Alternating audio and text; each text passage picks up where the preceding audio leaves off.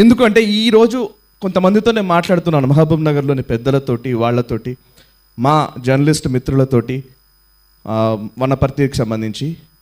అసలు ఎందరో మహానుభావులు, అందరికీ వందనాలు అనే మాట ఖచ్చితంగా బాలకృష్ణయ్య గారికి అది చెందుతుంది.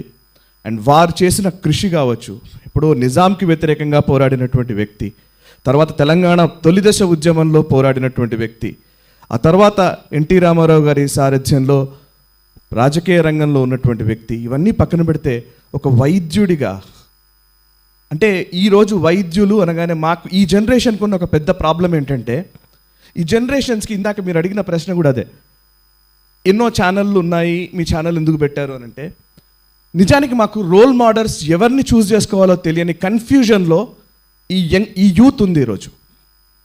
ఇది అందరి తప్పది, ఈ సొసైటీ తప్పది, లేదా మనకు అట్లాంటి అవకాశం లేకుండా చేసినటువంటి సిస్టమ్ది తప్పు.